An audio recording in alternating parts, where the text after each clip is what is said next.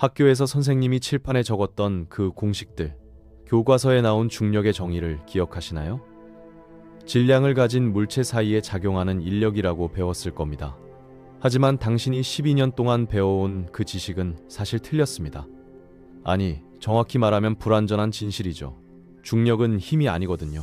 지금 이 순간에도 우주 저편에서는 태양보다 수십 배나 무거운 블랙홀 두 개가 충돌하고 있는데, 그 엄청난 에너지를 만들어내는 중력이라는 현상은 우리가 생각하는 것과 완전히 다른 방식으로 작동하고 있습니다. 더 소름 돋는 건 이 사실을 과학자들은 100년 전부터 알고 있었다는 겁니다. 지금부터 당신의 상식을 뒤흔들 이야기를 해보겠습니다. 1961년 10월 30일 소련 북극해의 노바야젠야 섬 상공에서 역사상 가장 강력한 폭탄이 떨어졌습니다. 투폴레프 폭격기가 투하한 이 괴물 같은 무기의 이름은 차르본바, 폭탄의 황제라는 뜻이었죠. 27톤짜리 이 폭탄은 낙하산에 매달려 천천히 내려갔고, 그 사이 폭격기는 최대 속도로 도망쳐야 했습니다. 폭발 순간 버섯구름은 60km 높이까지 치솟았고, 섬광은 1000km 밖에서도 보였거든요. 히로시마에 떨어진 폭탄보다 3800배나 강력했습니다. 100km 떨어진 곳에서도 3도 화상을 입을 정도였죠. 하지만 그해 초 천문학자들은 이보다 훨씬 더 강력한 폭발을 목격했습니다. 지구에서 4500만 광년 떨어진 나선 은하에서 거대한 별 하나가 생을 마감했거든요. 별의 핵에서 핵융합이 멈추자 전자들의 반발력은 더 이상 중력의 압력을 견딜 수 없었습니다. 그리고 별은 빛의 4분의 1 속도로 자기 자신을 향해 무너져 내렸죠. 갑작스러운 붕괴로 온도가 급상승했고 초신성 폭발이 일어났습니다. 이 폭발은 차르본바보다 100억 배에서 1000억 배나 강력했거든요. 그런데 더 무서운 게 있습니다. 하이퍼노바라고 불리는 초거대 폭발이죠. 태양보다 30배 이상 무거운 별이 죽을 때 일어나는 현상인데, 중심부에 블랙홀이 만들어지면서 엄청난 니켈 입자와 방사선이 분출됩니다. 초신성보다 10배에서 100배나 더 밝고 강력하죠. 현재 관측 가능한 우주에서 가장 강력한 단일 사건으로 여겨지고 있습니다. 이 모든 파괴적인 에너지의 근원이라고 우리가 생각해온 것, 바로 중력입니다. 별을 이루는 원자들을 끌어당기는 중력이 만들어낸 결과물이거든요. 그러니 중력을 엄청나게 강력한 힘이라고 생각하는 게 당연합니다. 우리 삶의 모든 순간이 중력에 의해 정의되잖아요. 지구 표면에 붙어 있는 것부터 시작해서 공을 던질 때 하는 계산, 심지어 로켓을 쏘아 올릴 때 극복해야 하는 엄청난 저항까지 전부 중력 때문이죠. 그런데 사실 중력은 우주를 지배하는 4가지 기본 힘 중에서 가장 약합니다. 강한 핵력은 원자를 하나로 묶어주고, 전자기력은 우주 공간 전체에 퍼져서 빛과 열을 전달하죠. 약한 핵력도 별의 핵융합을 일으키는 중요한 역할을 합니다. 이 세 힘과 비교하면 중력은 말 그대로 바닥이거든요. 강한 핵력이 가장 세고, 그 다음이 전자기력, 그 다음이 약한 핵력인데, 중력은 약한 핵력보다도 10의 25승배, 그러니까 10조 배에서 1000조 배나 약합니다.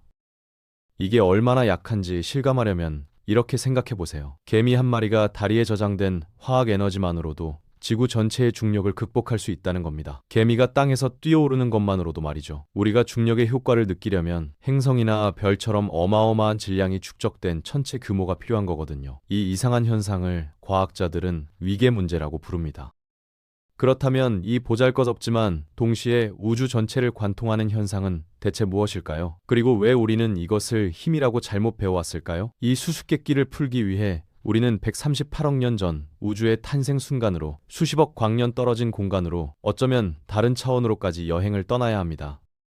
2015년 9월 14일 오전 9시 50분 미국 워싱턴주 햄포드와 루이지애나주 리빈스턴에 있는 2개의 관측소에서 이상한 신호가 포착됐습니다. 에라-EGO라고 불리는 첨단 레이저 간섭계 중력파 관측소가 막 가동을 시작한 지 이틀밖에 안 됐을 때였죠. 아직 테스트 모드 상태였는데 갑자기 명확하고 강한 신호가 들어온 겁니다. 너무 완벽해서 처음엔 아무도 믿지 않았어요. 연구원들은 이게 장비 성능을 시험하기 위해 누군가 만든 가짜 신호라고 생각했거든요.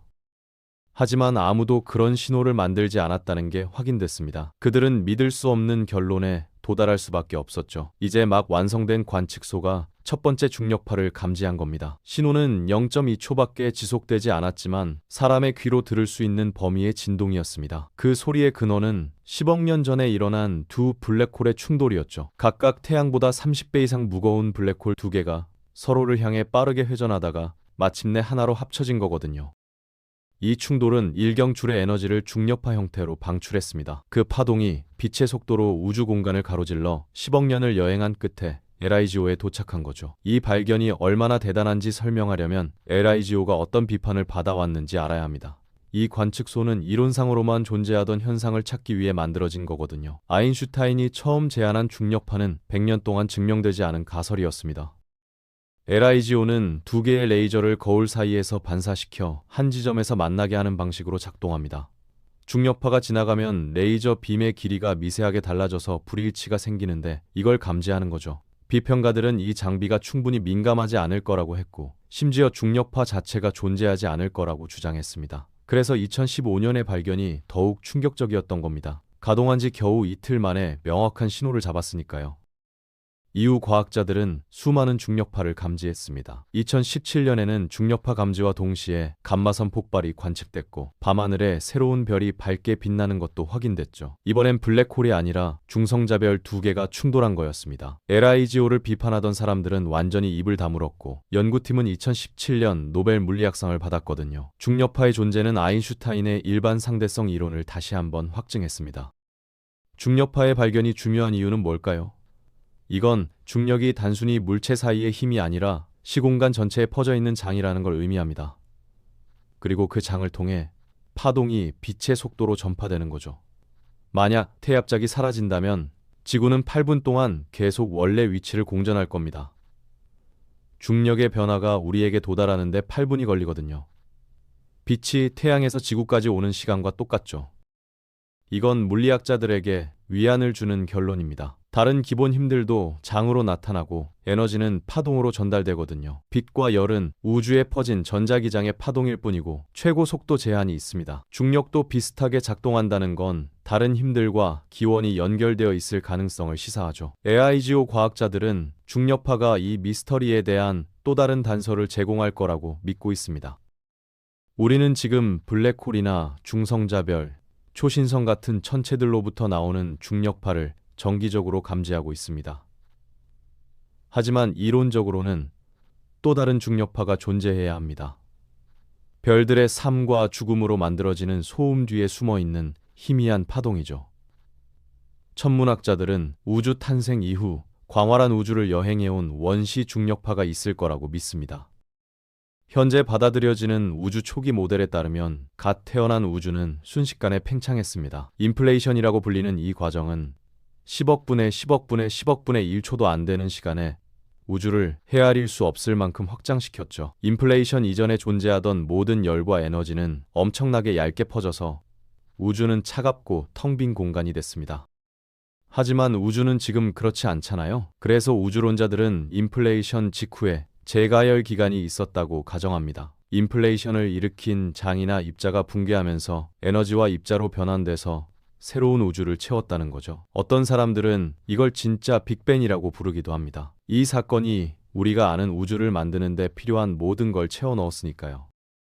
이론에 따르면 이 재가열 사건은 중력파 형태로 에너지를 방출했을 겁니다. 그 파동은 지난 138억 년 동안 시공간의 구조를 통과해서 여행해왔죠. 희미하지만 우리 이론이 맞다면 이 원시적 메아리는 지금 이 순간에도 우리를 스쳐 지나가고 있는 겁니다. 안타깝게도 워싱턴과 루이지애나의 획기적인 LIGO 장비로는 10억 광년 떨어진 블랙홀 충돌은 감지할 수 있어도 우주의 시작을 탐사할 만큼 민감하지는 않습니다. 새로운 장비들이 지금 개발되고 있습니다. 유럽 우주국의 LISRA 레이저 간섭계 우주 안테나가 그중 하나죠. 이 장비는 별들의 소란을 걸러내고 시공간 자체의 파동을 볼 수 있는 해상도를 갖출 거라고 기대됩니다. 이런 새 장비들이 감지하는 파동의 종류는 인플레이션의 과정과 끝을 더 잘 이해할 기회도 제공할 겁니다. 이건 우리가 전통적인 천문학으로는 절대 탐구할 수 없는 시기거든요. 우주는 약 38만 년이 될 때까지 불투명한 플라즈마였고 인플레이션은 진짜 빅뱅 후 1초도 안 돼서 일어났습니다. 재가열이 느렸는지 빨랐는지는 모르지만 각 시나리오에서 나오는 중력파 패턴은 충분히 달라서 우리가 이 놀라운 사건을 재구성할 수 있을 겁니다. 인플레이션 끝에서 나온 원시 중력파의 감지는 또 다른 가정도 확인해 줍니다. 중력장 자체가 우리가 아는 우주에 본질적으로 내재되어 있다는 거죠. 명백해 보이고 중력이 다른 네 가지 기본 힘과 유사하다는 점으로 뒷받침되긴 하지만 우주 역사의 믿기 힘든 시기에 무엇이 가능하고 불가능한지에 대한 경계를 제공하는 중요한 실험 결과입니다. 오늘날 시공간의 형태는 거대한 물체의 존재로 인해 휘어져 있습니다. 중력장이 나타나려면 질량이 필요할까요? 2012년 대형 강입자 충돌기의 결과는 일반 물질의 질량이 힌스장과 그에 상응하는 메신저 입자인 힉스 보손에서 파생된다는 걸 확인했습니다. 하지만 모델링 결과 힉스장은 인플레이션 끝난 한참 후에야 존재하기 시작했다고 나왔거든요. 그렇다면 중력장의 기원도 힉스장일까요? 현대 우주에서 질량과 중력 사이의 연결은 부정할 수 없지만 사실 이 둘은 별개이고 상호 배타적인 현상입니다. 아인슈타인의 중력 개념은 사실 질량이 아니라 에너지와 운동량의 조합으로 만들어지거든요. 빛을 구성하는 질량 없는 광자에 중력이 영향을 미친다는 점에서 명백하죠. 그래서 중력은 작동하는데 힉스장이 필요 없습니다. 중력의 기원은 우주에서 질량의 기원보다 훨씬 앞설 수 있는 거죠. 초기 우주론자들 사이의 일반적인 합의는 중력이 플랑크 시대 동안 나타났다는 겁니다. 우주가 플랑크 길이 정도 크기였을 때, 그러니까 양성자의 1000억분의 1억분의 1 정도였을 때 말이죠. 하지만 그때의 중력 본질은 현대 우주와는 매우 달랐을 겁니다. 그렇게 작은 규모에서 중력 시공간의 행동을 탐구하려는 노력은 문제가 많고 불만족스러운 답을 내놓았거든요. 새로운 아이디어들이 힘을 얻고 있는데 이건 우리의 이해를 다시 한번 변화시킬 수 있습니다. 아인슈타인의 계시와 LIGO의 발견이 그랬던 것처럼요. 이 이론들은 인플레이 이전 우주만큼이나 정신을 어지럽히지만 중력이 왜 그토록 신비롭고 약한지에 대한 오래된 질문을 해결할 수 있다고 약속합니다. 물리학의 두 주요 이론이 근본적으로 양립할 수 없다는 게 중력을 다른 힘들처럼 이해하는데 큰 장벽입니다. 아인슈타인이 정의한 일반 상대성 이론은 휘어진 시공간 안에서 물체들의 대규모 행동동과 상호작용을 설명하죠. 하지만 물리학 스펙트럼의 반대편에는 가장 작은 규모에서의 행동을 설명하기 위해 채택된 양자역학이 있습니다. 거의 모든 대규모 현상은 가장 작은 구성 요소로 분해됐거든요. 양자화된 우주를 나타내는 기본 입자나 가상 입자들이죠. 모든 공간에 퍼진 전자기장은 광자라는 개별 패킷이나 입자로 양자화됐습니다. 다른 힘들도 마찬가지로 글루온과 WG 보손이라는 가상 양자 입자의 형태로 다양한 규모에서 작용을 전달하죠. 심지어 물질의 기본 입자들도 퍼져 있는 에너지장의 양자적 표현으로 인식됐습니다. 하지만 중력은 예외입니다. 중력장의 양자 메신저 입자는 이론화됐고 심지어 이름도 붙여졌죠. 중력자라고요. 하지만 한 번도 감지된 적이 없습니다. 어떤 사람들은 감지될 수조차 없을 거라고 의심합니다. 중력장이 시공간 자체에 짜여 있다면 그 장의 양자 패킷을 분리하는 건 거의 불가능할 거거든요. 우리의 현실을 구성하는 4차원 픽셀로 환원하는 것과 같은데 그런 픽셀은 당연히 구조체 밖에서 볼 때만 나타날 겁니다.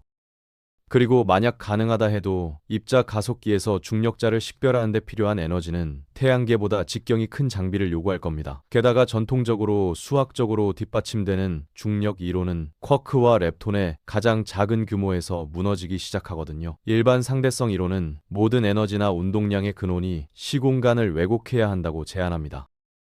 이는 시공간을 가장 작은 수준으로 양자화하려고 할 때 중력 자체가 여기가 되고 에너지의 근원이 된다는 의미죠. 그 에너지는 시공간을 왜곡해서 더 많은 중력을 만들고 더 많은 여기를 만들고 더 많은 에너지를 더 많은 중력을 만드는 식으로 계속됩니다. 해결할 수 없는 무한대는 어떤 이론에도 나쁜 소식이거든요. 과학자들은 대안 이론을 제안했습니다. 루프 양자 중력은 양자 중력 측정을 재정교할 필요를 편리하게 피하는 방식인데 중력을 힘이 아니라 순수하게 기하학적 관점에서 고려하는 거죠.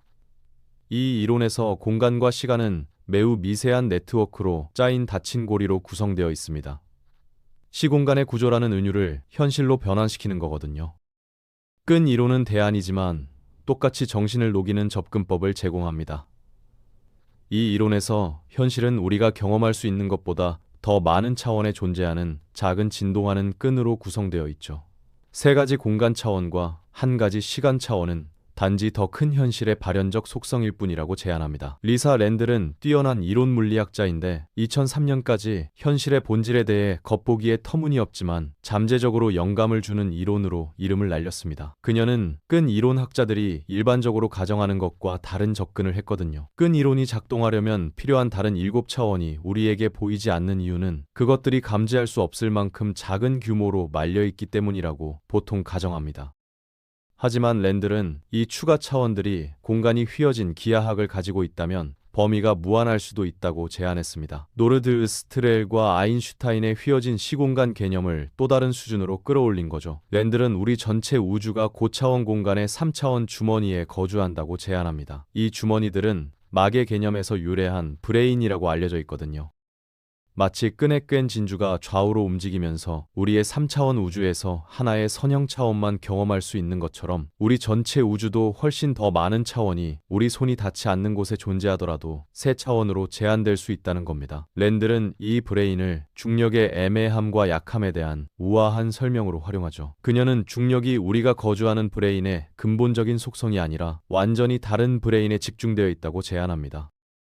이건 중력이 왜 그토록 약한지, 왜 실제로 있어야 할 것보다 훨씬 약한지에 대한 미해결 질문을 해결하는 데 도움이 됩니다. 실제로 첫 번째 원리에서 나온 수학적 계산은 중력이 실제로 지금보다 1000경배 강해야 한다고 제안하거든요. 그렇지 않다는 사실은 초대칭이라는 또 다른 이론 체계로 설명됐는데 이 이론에서는 모든 입자가 초대칭 스파티클을 가지고 있어서 주변 우주의 영향으로부터 보호하는 데 도움이 된다는 거죠.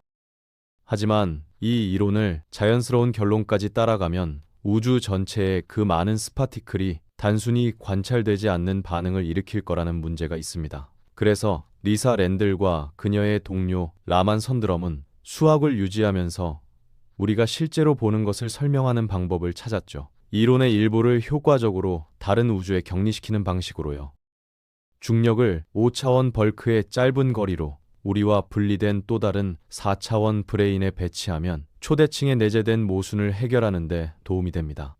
이 체계에서 중력의 효과는 이른바 중력 브레인에서 멀어질수록 기하급수적으로 감소하죠. 따라서 우리 현실에서는 중력이 왕인 차원에서 새어나온 중력 효과만 경험하는 겁니다. 지금까지 중력자를 감지하는 데 성공하지 못한 건 그것들이 작아서가 아니라 자신의 브레인에서 우리 우주로 벗어날 양자 확률이 매우 작기 때문일 수도 있습니다. 리사 랜들의 아이디어는 매혹적이고 초대칭과 끈 이론, 다중우주는 물리학 커뮤니티 내에서 빠르게 자리를 잡고 있는 개념들이죠. 하지만 수학만으로는 확신을 갖기 어렵습니다. 휘어진 시공간이 노르드 스트렌과 아인슈타인의 전임자들에게 상상할 수 없을 만큼 복잡해 보였던 것처럼 이 새로운 이론들은 걱정스러울 정도로 이해하기 어려운 것 같거든요. 중력파가 발견되는 순간까지 비판받았던 것처럼 많은 과학자들은 결정적인 증거가 나올 때까지 이런 개념을 진지하게 받아들이지 않을 겁니다. 전 세계의 수백 명의 물리학자, 천문학자, 수학자들이 지금 이 문제를 연구하고 있으니 우리는 중력과 현실 자체의 진정한 본질을 마침내 풀어내기를 기다려야 할 겁니다. 결국 답은 우리가 상상했던 것보다 훨씬 더 기묘할 수도 있죠. 하지만 그게 바로 과학의 매력 아니겠습니까?